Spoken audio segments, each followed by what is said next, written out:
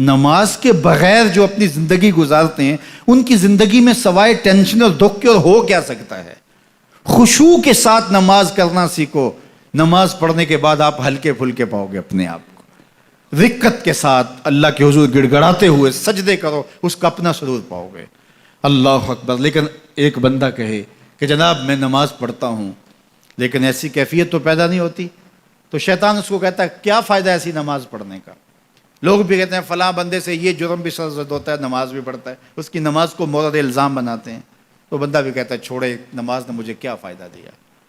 لیکن کہا نہیں, نماز نہیں چھوڑنی. پہلے فرمایا نماز میں خشوع کرتے ہیں, یہاں فرمایا نماز کی محافظت کرتے ہیں. اگر کسی وجہ سے خشوع پیدا نہیں ہوتا چھوڑتے پھر بھی نہیں ہے.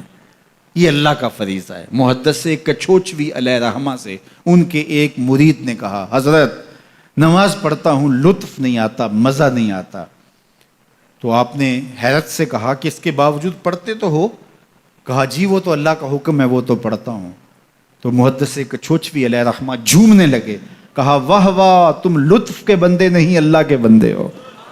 تمہیں سرور نہیں آتا پھر بھی پڑھتے ہو, اس کا مطلب ہے تم سرور کے لیے, مزے کے لیے, لطف کے لیے نہیں پڑھتے, تم تو اللہ کے لیے پڑھتے ہو. اللہ اکبر. تو بندہ سرور نہیں بھی آ رہا پھر بھی اپنے آپ کو کھینچ کے لا رہا ہے مسجد کے اندر. خیال تنگ کر رہے ہیں پھر بھی مصلی پہ اپنے آپ کو کھڑا کر رہا ہے. سوچیں اس کو آوارہ پتے کی طرح کبھی ادھر پھینکتی ہیں کبھی ادھر پھینکتی ہیں, لیکن پھر بھی وہ کھڑا ہوا ہے کہ میں نماز پوری کر کے جانی ہے. بار بار کبھی بھولتا ہے لیکن پھر دوبارہ نیت مان کے کھڑا ہو جاتا ہے, نہیں میں پوری کر کے جانی ہے. یہ کیوں کرتا ہے؟ میرے اللہ کا حکم ہے. تو خشوع کی وہ کیفیت نہ بھی ہو تو کہا محافظت پھر بھی کرتے ہیں. یہ خوش نصیب لوگ ہیں. اولئک ھم الوارثون, یہ لوگ وارث ہیں. یہ لوگ جن میں یہ خوبی ہیں یہ وارث ہیں. کس چیز کے وارث ہیں؟ مال کے, دولت کے, کوٹھیوں کے, کاروں کے, محلات کے. کہا الذین یرثون الفردوس, یہ جنت الفردوس کے وارث ہیں. ہم فیہا خالدون, اس جنت سے وہ کبھی الگ بھی اس میں ہمیشہ رہیں گے. چونکہ موت کو بھی موت آ چکے گی, اب موت بھی نہیں, اب ہمیشہ رہیں گے. اللہ تعالیٰ فرمائے گا اَرَضِیتُم, جنتیوں کیا راضی ہو؟ اہل جنت کیا تم راضی ہو؟ تو وہ کہیں گے ہمیں کیا ہوا کہ ہم راضی نہ ہوں, ہمیں تو وہ ملا جس کا ہمیں تصور بھی نہیں تھا. ہمیں جنت مل گئی, محلات و قصور مل گئے. جو سب سے آخر میں جنت میں جائے گا, سب سے آخر میں, جس کو ہماری پنجابی میں پھاڈا کہتے ہیں, سب سے آخر میں, اس کو جنت میں کتنی جگہ ملے گی؟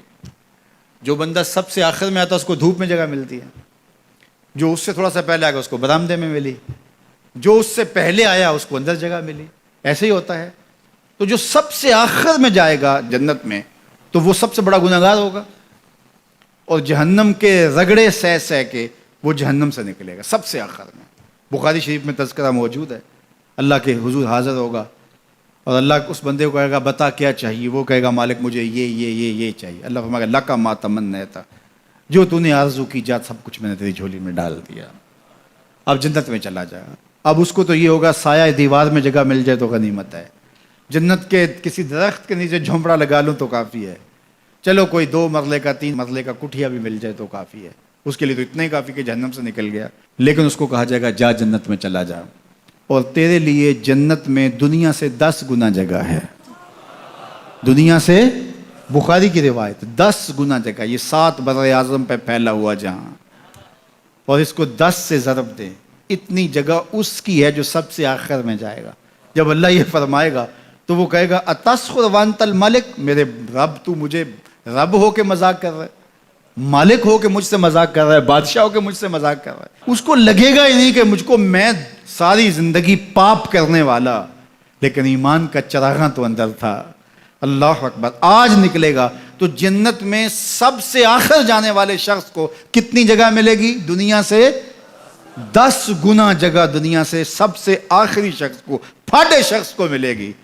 پھر بلال حبشی کی جاگیروں کا عالم کیا ہوگا؟